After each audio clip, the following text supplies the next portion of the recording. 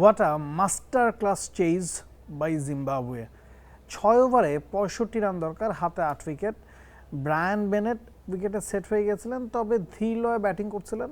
তার সাথে ক্যাপ্টেন সিকান্দার রাজা। দুশান হেমান্তা বোলিংয়ে। 6 ওভারে 65 বলছিলাম, মানে 36 বলে 65 রান দরকার। প্রথম 3 বলে 4 রান এলো, 33 বলে 61 রান দরকার। এরপরই সিকান্দার রাজা ব্যাক টু ব্যাক 2টা 6, 1টা 4 হাঁকালেন দুশান হেমান্তাকে। পরের ওভারেও 1টা 6, 1টা 4 এলো সিকান্দার রাজার ব্যাটে। এর পরের ওভারেও সিকান্দার রাজা 1টা 6 হাঁকালেন, সাথে ব্রায়ান বেনেট আরেকটা 4। ওই 6 ওভারে 65 রানের কঠিন সমীকরণটা শেষ 2 ওভারে নেমে এলো মাত্র 13তে। সিকান্দার রাজা আউট হয়ে যাওয়ার পর ম্যাচের মোড় একটু ঘুরছিল, তবে তাতে কিচ্ছু যায় আসেনি। ব্রায়ান বেনেট ক্রিজে শেষ পর্যন্ত ছিলেন, ব্যাক টু ব্যাক 50 করেছেন এবং তার আউটস্ট্যান্ডিং নক, সাথে সিকান্দার রাজা মারুমানিদের ক্যামিও ইনিংসগুলোতে হেসে খেলে শ্রীলঙ্কাকে হারিয়েছে জিম্বাবুয়ে। দুই বেলা খাবি ফ্যান্টাস্টিক নিমক হালাল সল্টেড বিস্কুট।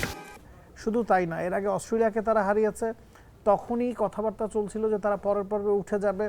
আয়ারল্যান্ডের সাথে বা শ্রীলঙ্কার সাথে যে কোনো একটা ম্যাচে তাদের জিততে হতো। আয়ারল্যান্ডের সাথে ম্যাচটা যখন বৃষ্টিতে পরিত্যক্ত হলো, তখন নিশ্চিত হয়ে যায় যে জিম্বাবুয়ে আর থ্রু। শ্রীলঙ্কাকে হারিয়ে কোনো ম্যাচ না হেরে সুপার 8-এ যাচ্ছে জিম্বাবুয়ে। অনেকেই বলছিল জিম্বাবুয়ে গ্রুপ 1-এ ভারত এবং ওয়েস্ট ইন্ডিজ, এছাড়া ওই গ্রুপটাতে সাউথ আফ্রিকা আছে, অস্ট্রেলিয়া যাওয়ার কথা ছিল, ওই গ্রুপটা কি একটু দুর্বল হয়ে গেল কিনা। জিম্বাবুয়ে জানাচ্ছে না, তারা এই টুর্নামেন্টটায় ভালো করতে এসেছে, অঘটন ঘটাতে না। অঘটন আপনি তখনই বলবেন যখন একটা ম্যাচ আপনি জিতবেন ফ্লুকে, সেটা কিন্তু না। তারা অস্ট্রেলিয়াকে হারিয়েছে, তারা শ্রীলঙ্কাকে হারিয়েছে এবং ডমিনেট করে হারিয়েছে 2টা ম্যাচেই। তো এই জিম্বাবুয়েকে ছোট করে দেখার কিন্তু উপায় নাই। আপনি প্রথম ইনিংসের কথা যদি বলেন, নিশাঙ্ক আউটস্ট্যান্ডিং একটা নক খেলেছেন, গেল ম্যাচে সেঞ্চুরি পরে এই ম্যাচেও 60-এর ঘরের একটা ইনিংস।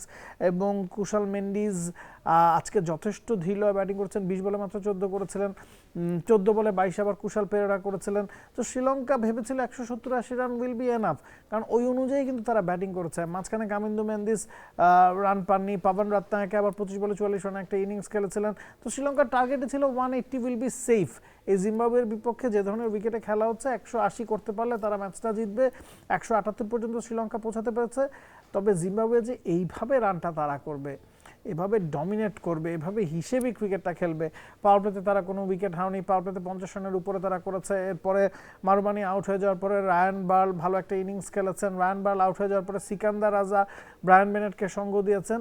তো that was a absolutely calculative chase by Zimbabwe, master class Chase.